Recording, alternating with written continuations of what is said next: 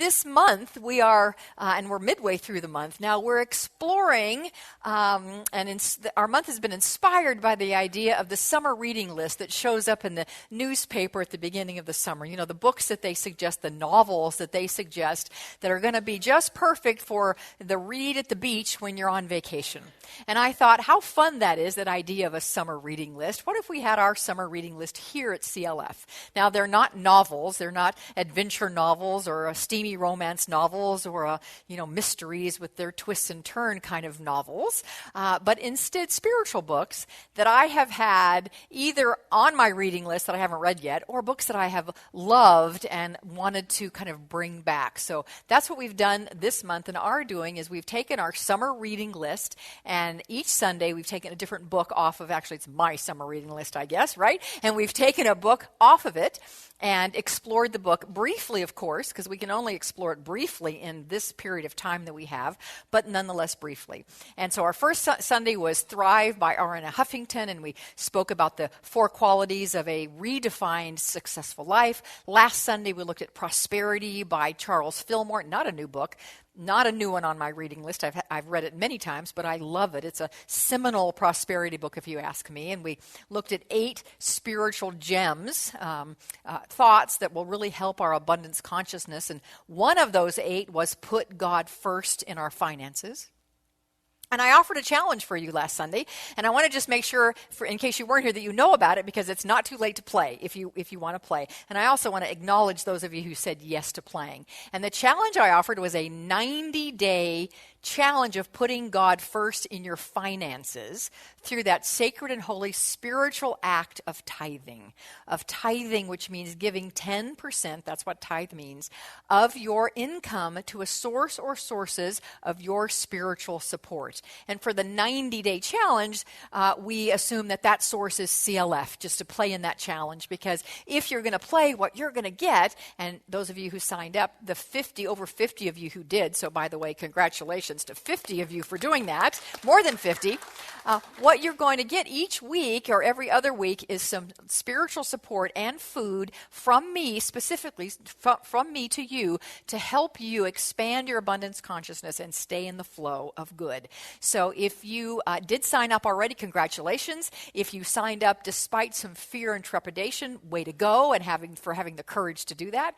If you didn't sign up because you weren't ready or you didn't know about it, it's never too late to play.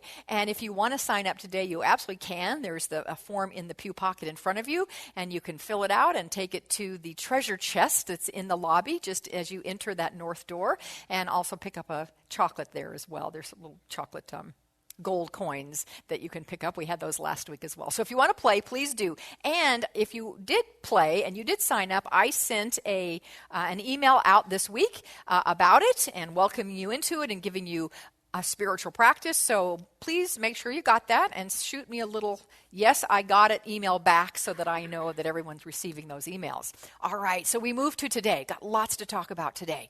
We move to today's book, which is Inside Out Healing, Transforming Your Life Through the Power of Presence. Inside Out Healing, Transforming Your Life Through the Power of Presence by Richard Moss. Now, if I were to write this book, or if I were even to rewrite the science of mind, I would change a word. You know me, I do this. It's a word that was even in our opening reading this morning. Ernest Holmes said, "Love is the strongest healing and drawing power on earth." This book is called Inside Out Healing. I would remove the word healing from our vocabulary and call it something else. But I'm going to refer to healing today because that's in the context of the book. What I would change it to is revealing of wholeness, because I have a belief that there is nothing to heal. Nothing to heal. There is only the divine in us to be revealed. There is only the wholeness that we are to be more fully expressed as and through us. So when I use the word healing today, will you just make a little shift in your mind to say, I know there's nothing to heal, but the word healing today is going to mean reveal and experience and express the wholeness and truth of God. Does that sound good? But I don't want to have to keep saying that over and over, so I'm going to use the word healing and we'll be good with that. Okay, good. So what is this about, this book exactly?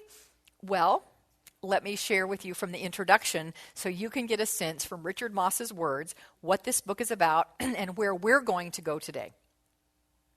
If you or a loved one is facing a health challenge, a relationship crisis, or any situation in which you experience emotional suffering, this book will help you understand and remedy what you unconsciously do that makes your situation more difficult. It will teach you the way to realize a timeless inner power and to be restored to a sense of deeper trust in yourself. It will show you how to access the universal energy that can immediately enliven you. That's a big promise. That's a lot. And I absolutely believe that what he offers in this book can do this for us. And so I am going to present that to you today in a relatively quick way and encourage you to jump on Amazon.com through the CLF website, because we benefit from that when you do that, and it doesn't cost you anything extra. Just go through it through CLF and purchase this book if this sounds like something that you would like to do. So the idea is that whenever you are facing a challenge, an experience, a condition, whatever it is in your life that is causing you pain, whether it's physical pain, mental pain, spiritual pain, emotional pain, whatever that is. So it could be a health challenge, a relationship challenge, a money challenge, whatever it might be. There is a remedy to alleviate the suffering of that pain.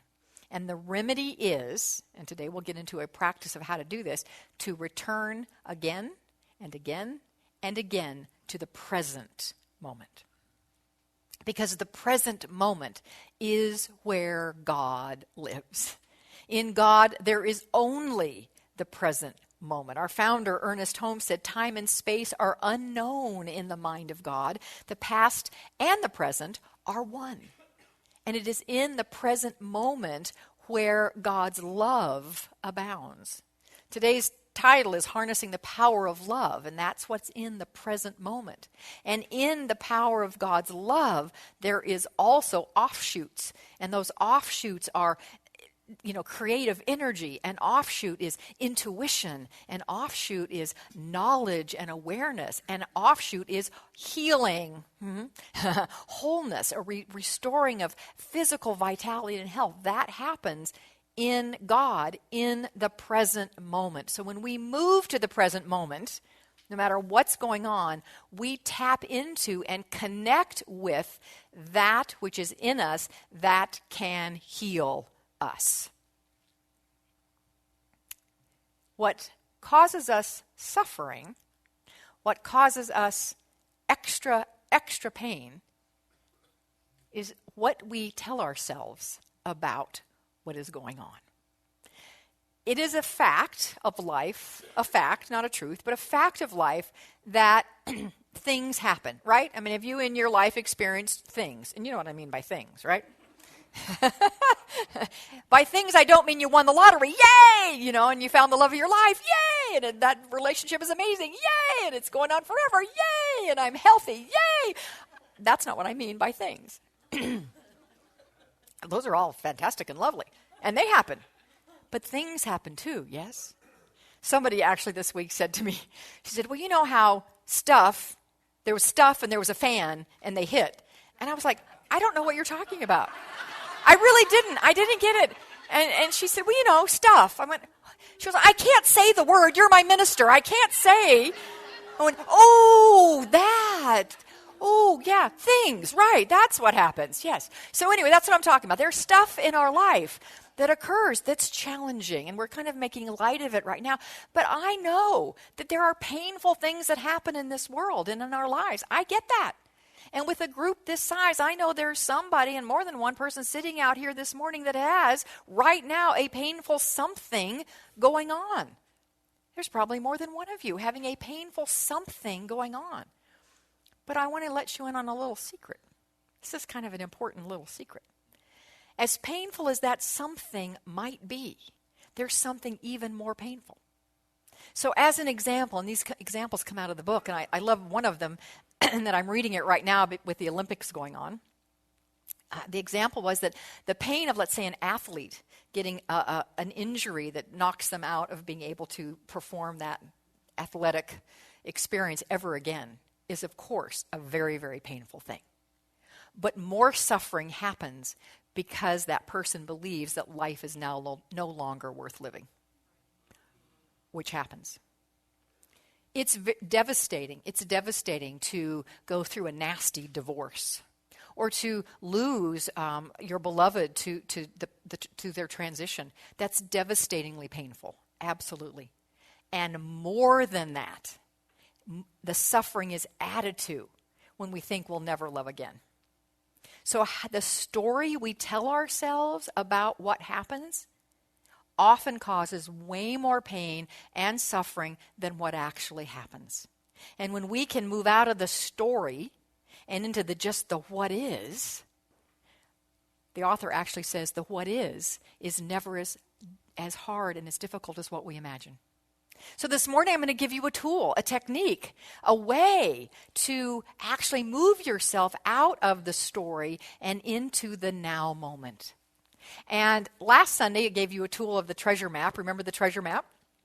Yeah, you like that. Here's the treasure map. If you weren't here last Sunday and you're like, I want to do that, then there's some right at that same table where you can drop off your tithing challenge cards and pick up one of these and listen to the talk and work your way through the treasure map. We had a lot of fun with that. I don't have a treasure map for you today. I don't have a handout for you today. And so this is going to have to be a mental thing, but you can do it. I know you can do it. And next Sunday, actually, I've decided that I want to, for those of you who are here, you're going to get a handout of a reminder for this process that we're going to talk about. So the idea is, the name of this tool that Richard Moss has created is called a mandala of being. A mandala of being. Does anybody know what language the word mandala is from? It is a Sanskrit word. Mandala is a Sanskrit word. And what does it mean? Anybody besides Barbara know what it means? Because I know Barbara knows. She knew before she was in first service, and I told her, she's the one who said it. Anybody know what mandala means? Good, you're going to get to learn this morning. Mandala actually means circle. Mandala means circle. Mandala is used as sacred art, particularly in the Eastern traditions, and it is a mandala is a way to return from all the illusion that goes on, to return to the true timeless center of self. That's what the purpose of the sacred art mandala is about. You've probably seen or at least heard of the sand mandalas that the Buddhist priests make. Has anybody actually seen one, a real live one? I've never seen a real one. I've only seen pictures of them. They are unbelievably gorgeous. If you've never seen a sand mandala, go on Google and look it up. All you have to do is Google sand mandala and you'll find it. They're exquisitely beautiful. What they do is cause the person who is creating, in terms of the sand ones, it's many, many people, to be completely and totally focused on the now moment. There can be no distractions. The intricacies of these things, there can be no distraction, or the beauty of it will be destroyed. And they are incredibly beautiful. And of course, we know temporary, because as soon as they're done, they leave them on display for a little while and they brush them up and off, and they're gone. So it's also, they are also a symbol of the fleeting nature of this life.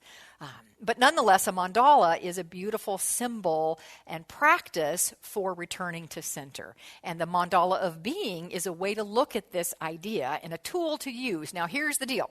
This is a tool. So for a tool to be effective, you must use it. Thank you. You must implement it. And like many tools, you may not do it very well or skillfully or even effectively at the beginning. But if you use it over and over again, if you practice it, you will become adept at it. And what the benefit of it is that you will reduce, if not eliminate, pain and suffering. Because not only, remember what I said, most of our suffering comes from the story we're telling ourselves. So that will be gone because you're going to quit telling yourself that story. But also, when you return to center, to wholeness, when you return to source, when you return to the love that is at your core, your entire body physical and beyond your physical body, vibrates with that and aligns with that, and in that moment, healing occurs. Whether it be physical, emotional, spiritual, or mental, healing occurs.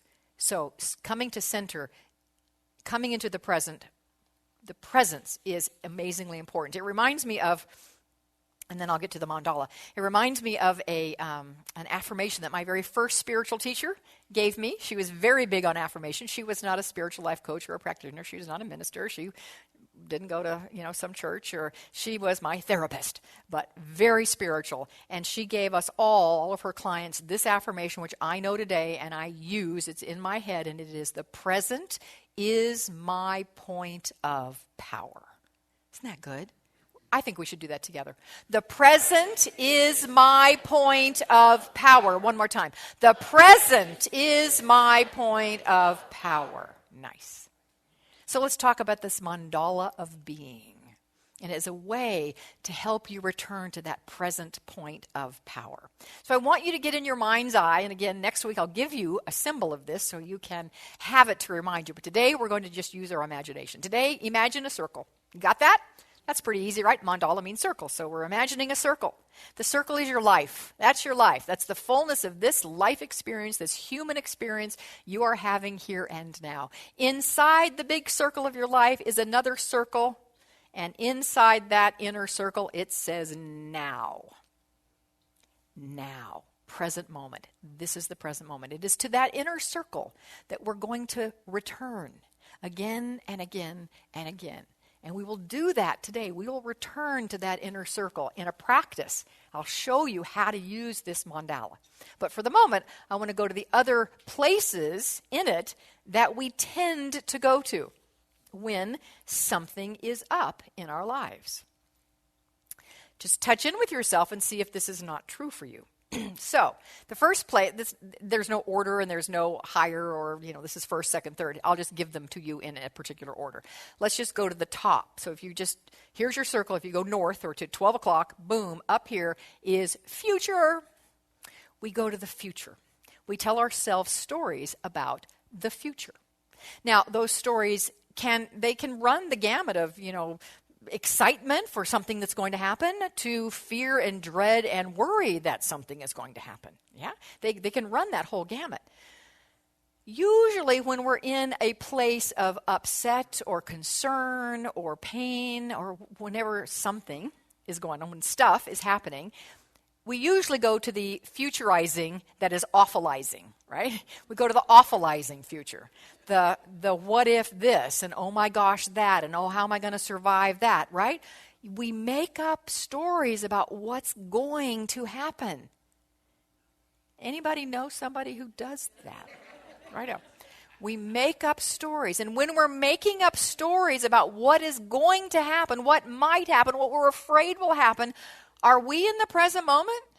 Are we harnessing the power of love and intelligence and wisdom? Are we tapping into the intuition that's in that moment? No, we cannot do that. We can't be in two places at once. I have not yet learned how to bilocate. I'm working on it, but I haven't learned how to do that yet, either in my physical body or my brain.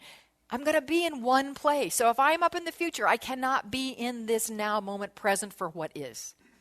Likewise, if we go down to 6 o'clock, down here, that's the past. Are we in the past? When something is happening in our lives, have we gone to the past? Either past joys and happiness, but now that's not happening anymore, so we're nostalgic and sad and wishing that were still happening. We missed this or that, and that was so good, and now is horrible. Or we go to the past and like, oh my gosh, I did this, and because I did this, now this is happening. If I hadn't done that, this wouldn't, or if this hadn't happened, this wouldn't be happening now. We go to the past. And if we're in the past, can we be in that center circle of now? No. All right, 3 o'clock. 3 o'clock is you. Now, when I say you, this mandala of being is your mandala of being. So it's about you. So when we say you on the mandala, that means about others. All right. So think of yourself as saying you. I'm not. Does that make sense? You know what I'm saying? Yeah. So other. We could say other on that one too to make that make more sense right now. It's other. It's other people. It's other situations. It's your job. It's your boss. It's the government. It's the politicians. It's the election. It's the economy. Whatever it is, it's something other than you that you go to, that you project out to, that you make up stories about. So let me ask you this. Let's just say the challenge you might be facing right now is relational. It's about a relationship. Have you ever in your life gone to that you segment of our mandala of being and made up a story about what's going on with them? That they behave that way to you because they feel this, they think this, they're doing this, they don't this. Have you? Come on. You have all, maybe once. We've all done it. And here's the challenge. We believe the story. And then we emotionally respond to it. And we suffer many, many, many pains. We suffer because we believe that story we have made up. The last place on our mandala is 9 o'clock, which is me. That is you, personally. This is me personally. What story am I making up about me? I'm having this challenge, I'm having this pain, I'm having this condition, this situation that is bringing me sadness and sorrow. What am I telling myself about me? Do I deserve this? Because I'm no good and my father said I'd never be worth anything. Right? Mm-hmm. Do we tell ourselves stories like that? So those are the 5 points of our mandala of being. Center now, future, past, you or other, and me. If you are in any of these places, you cannot be in the present moment. You can't be there. But to practice noticing, we talk a lot about noticing what you're noticing, standing guard portal of your mind, to notice when you're in one of those and to pause and say, oh, I am, and think of your mandala. I am in the future right now. Let me come back to present. And again, in just a couple minutes, we're going to do a technique to get you back to present. I had someone after first service ask me, though, she says, well, what about if you're in all the places? You're in all of them. And I said, wait, hold on a minute. You cannot be in all places at one time. No, but I am. I said, talk to me about that. She says, well, I'll start up in the future, and then all of a sudden I'll go here, and then I'll go here, and I'll go. I said, no, but yeah, you're in the spin, yes. But you're only in one of those at a time. And no matter which one you're in, when you notice it, that's when you stop. And you return to center. So no, you can't be in all of them at once. You may feel it's going so fast that you are, but you're not. You're in one, and stop and notice and return to center. And I'm thinking right now about, wouldn't it have been great if we'd gotten this as kids? I mean, wouldn't that have been amazing if we had heard these things as children? Think right now.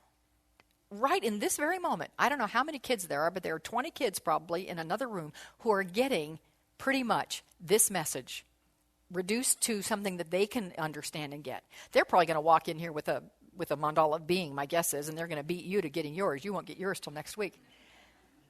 Isn't that just gorgeous that that's happening here for our kids? I know.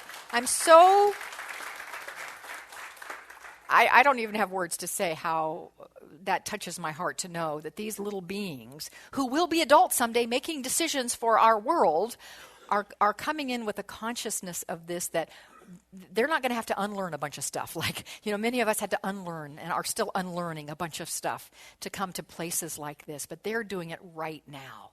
And so I actually would like to invite you into, our youth ministry is our focus ministry this month. There's a thing in the pew pocket in front of you that describes it and gives a little testimonial for it. But I would love to just invite you into this week, into prayer around a vision for our youth ministry.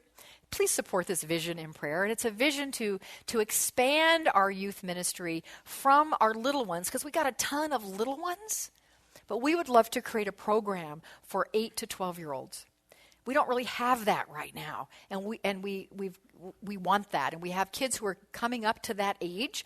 We want to make sure we have a place for them on Sunday morning. So if you could have in your prayer work, this is your assignment for this week, if you don't mind. It's your spiritual assignment to support the vision of creating a world of health, harmony, peace, and prosperity for everyone, including our kids. if you would have in prayer the divine ideas and the divine guidance and the resources, whatever those look like, to support the development of that age group program for them, that is my request and my prayer request from you this morning. And also a way to return to center, Remember I talked about the sand mandalas and how when those priests they are so focused. Our youth ministry created, it supported the youth church, but we still have some left over.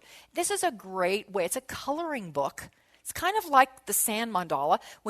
Adults are doing coloring books like crazy now as meditation guides. So we have these great coloring books that were created. All the artwork is created by our internal artists here. Many of our folks are artists, and their artwork is in here. Jeannie put this book together. Thank you, Jeannie. Yes, thank you, Jeannie. So this book is a great way, if you're spinning in one of those 4 quadrants, to come back to center by simply sitting down for 5 minutes and coloring. Get a coloring book, support the youth ministry at the same time. I want to share a quick story, and then we will go into our practice of putting this into our own life. Quick story of Michele Davis, who is our youth director, and she's got 3 children, but her 2 twins, who are almost 6 years old, Lyric and True, a little boy and a little girl.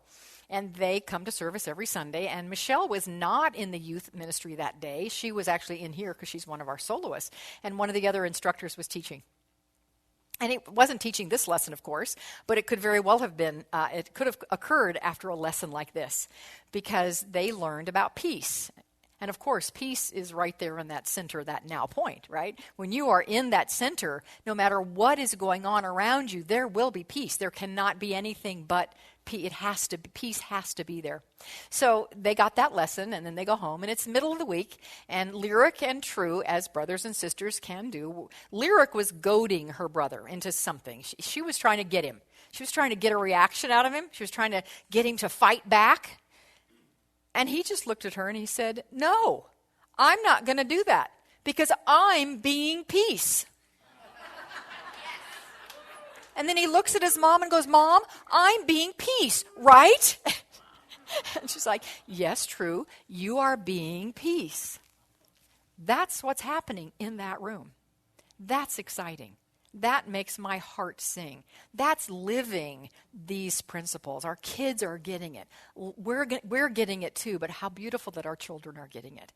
So thank you for holding the vision of prayer. Thank you for buying out the notebooks, the coloring books. And let's move now for us to have a practice to move to center, no matter what's going on, to move to center. And this is a practice, as I said before, you might need to do more than once to actually get it. But what happens if you do this on an ongoing basis, you will start to automatically move here. You won't have to think about it. You will automatically move here. So I invite you to close your eyes. And I invited you earlier to think of a situation that you might have, some stuff that you might have going on in your life right now that's causing you pain, stress, concern, worry, upset, fear, whatever it might be. So let's work with that. Work with that right now in just recognizing what that is. And then let's just send our way very quickly around this mandala on the outsides and see where you go. Future. Do you go to the future with this situation? Do you awfulize about what the future might be because of the situation that is now? Are you interpreting this current situation as a permanent situation in your life that will only, if anything, get worse? Just notice, no judgment. Just notice if you have found yourself going there.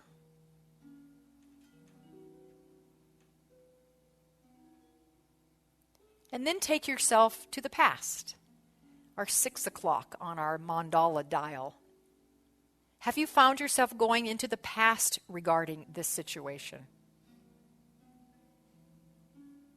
Well, if I hadn't done this, or if this hadn't occurred, in the past, then this wouldn't be happening now. Regretting the past. Being angry or upset about the past. Do you go there? Just notice.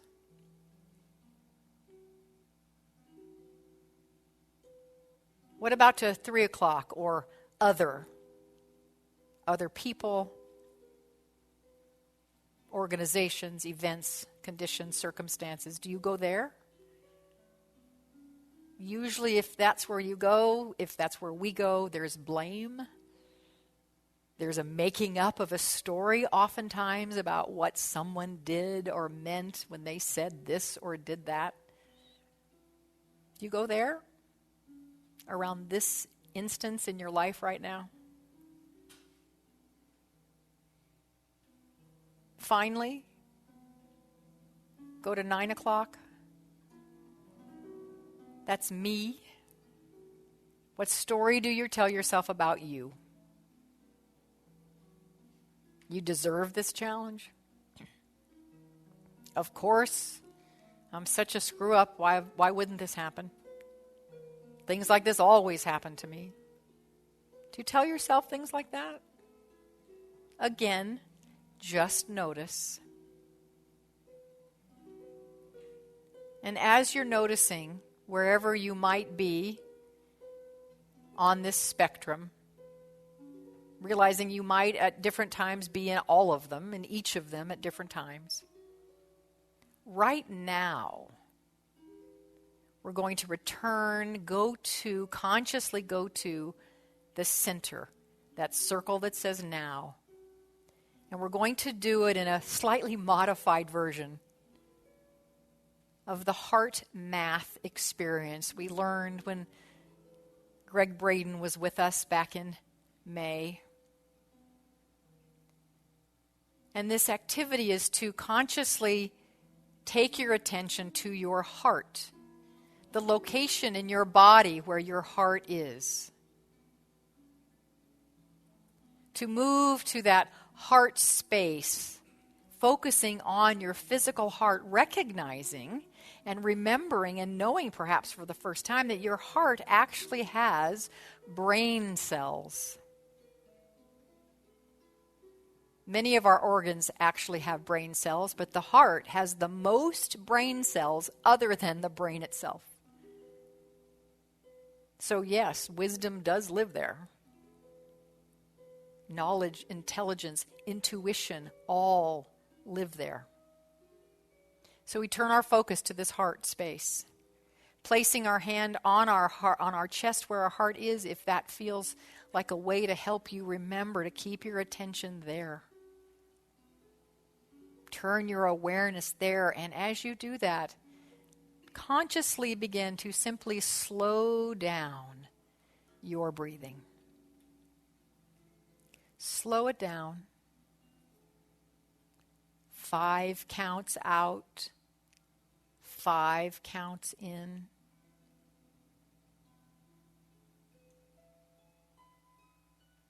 Slow it down.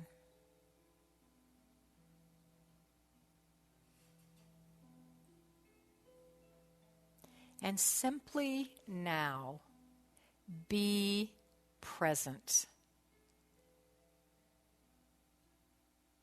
to your breathing, to now.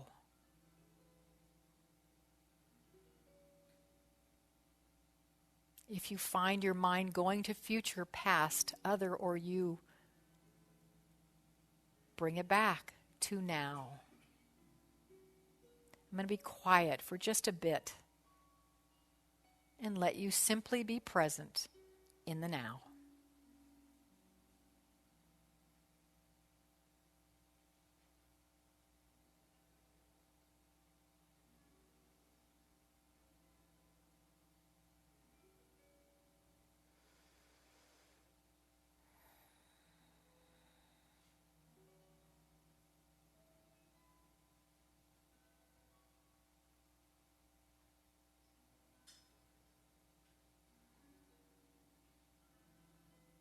Just be present in the now.